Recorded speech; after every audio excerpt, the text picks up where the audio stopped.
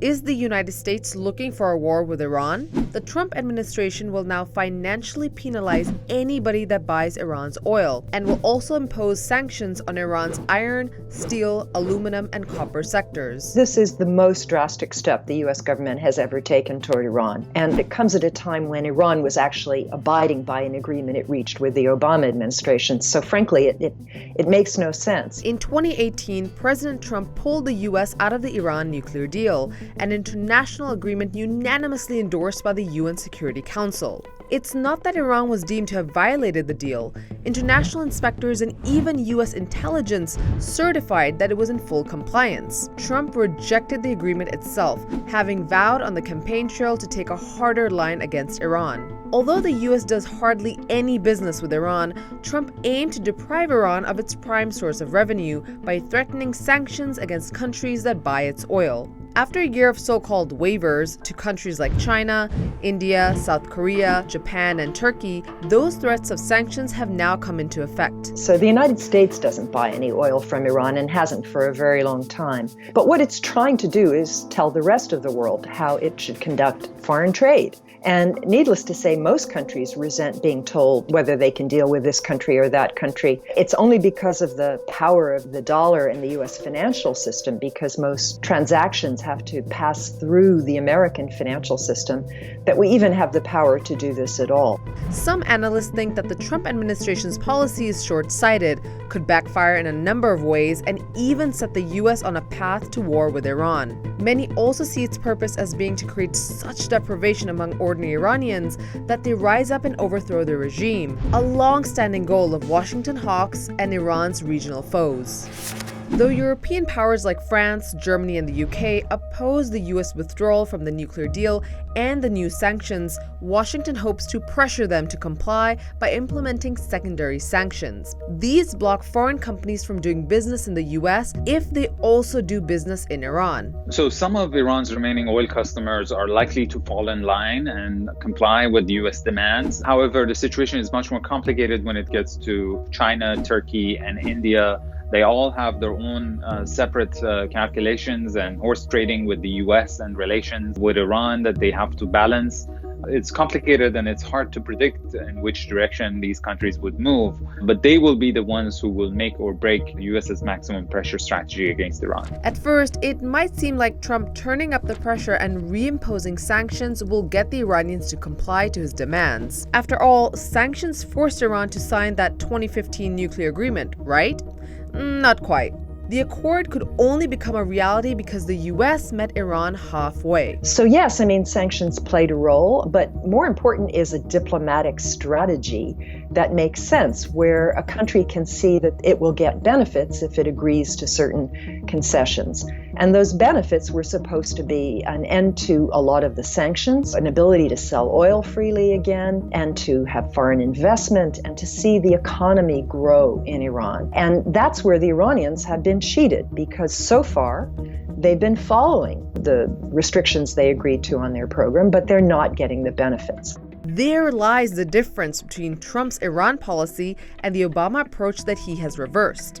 The Obama administration believed that avoiding another massive U.S. military intervention in the Middle East required diplomacy. Obama and his advisors also believed that it was necessary to make realistic demands and offer clear incentives to Iran to prevent it from gaining the means to build nuclear weapons. Although Obama initially increased sanctions on Iran, he also saw that sanctions had failed to curb the country's nuclear program. In fact, quick history lesson. From 2001 to 2006, the Bush administration had attempted to halt Iran's enrichment program by using a mixture of diplomacy and threats of force. States like these and their terrorist allies constitute an axis of evil. Guess what? It didn't really work, and Iran continued expanding its nuclear program and began to build thousands of centrifuges to enrich uranium. Later, despite significantly tightening sanctions, the Obama administration recognized that this was not stopping Iran from expanding its nuclear program in a way that would give it the means to build a bomb. That's why Obama concluded that by staying on the sanctions path,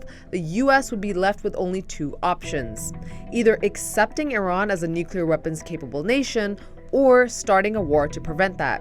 And he didn't want to do either. Today, After 2 years of negotiations, the United States, together with our international partners, has achieved something that decades of animosity has not.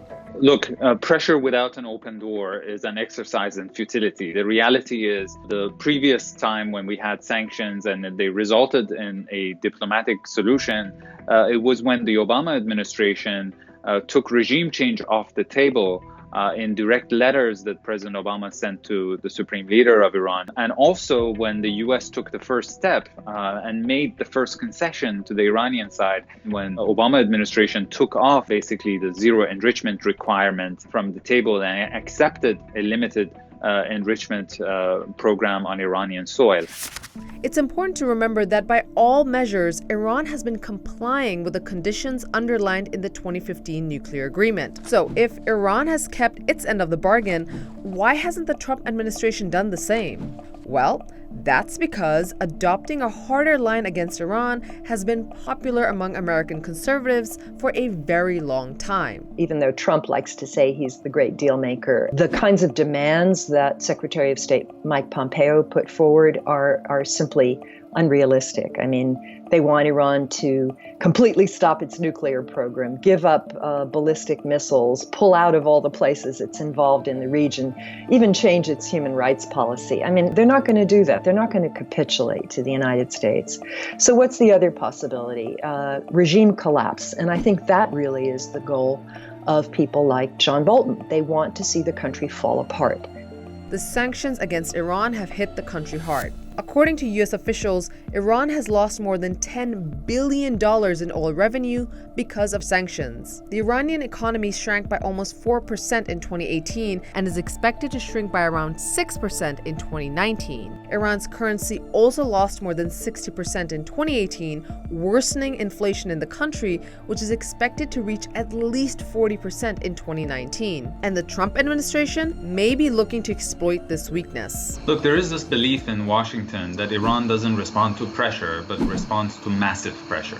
So the idea is to ratchet up and increase pressure in a way that it would bring the Iranians to their knees, either to come back to the negotiating table and surrender, or instead of capitulating, maybe the regime will collapse. I think there are a lot of people in this administration, most important among them, National Security Advisor John Bolton, who believes that this is a moment of vulnerability in Iran, that its leadership is aging and its population is frustrated with political and economic stagnation. And if they increase the economic pressure, they have a chance of bringing about regime change, which is something that many people in Washington have been dreaming for at least 4 decades. But whether the United States can successfully sabotage and bring the Iranian economy to a complete collapse is still up for debate. After all, previous American presidents have attempted to cripple Iran's economy, but Iran has always found a way to survive. Without any doubt, the Iranian economy would be in dire straits. But one thing that is important to remember that this is not the first time the Iranians are experiencing these kind of economic difficulties. In fact, this is the 4th time in the past 4 decades that Iran is losing more than half of its oil revenue almost overnight. And the Iranians are quite resilient and quite experienced in dealing with economic difficulties and circumventing U.S. sanctions. So if we're talking about short run, I think they have what it takes to remain afloat economically. But this situation is not sustainable in the medium to long term.